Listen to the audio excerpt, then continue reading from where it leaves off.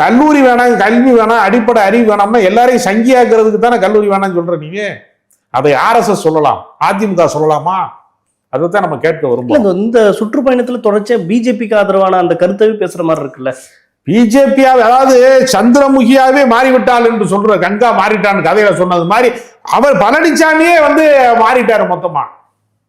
அப்ப அவர்களுக்கு எவ்வளவு தந்திரம் இருந்தால் தங்களின் கருத்தை எல்லாம் அதிமுகவின் கொள்கைகளை குறித்து பாஜக காரன் பேசுவானா? அண்ணா பெரிய பேசிய கருத்துக்களை பேசுவார்களா? திராவிட நாடு வேண்டும் என்று அவங்க பேசுவாங்களா? அவங்க கருத்து தான் அவங்க பேசுவாங்க.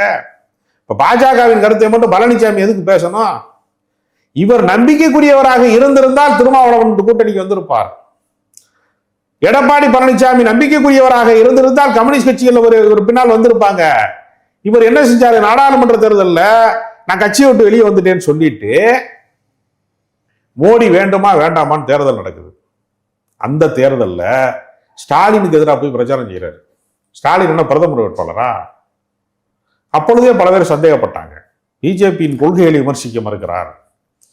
அப்ப பழனிசாமிக்கும் பாஜகவுக்கும் ரகசிய உறவு இருக்கிறது என்று பல பேர் சொன்னாங்க. ஆனா அவர் சத்தியம் பண்ணாரு, ஒவ்வொரு செய்தியாளர் சந்திப்பிலும் சத்தியம் பண்ணார், அப்படி ஒன்று இல்லவே இல்லைன்னாரு.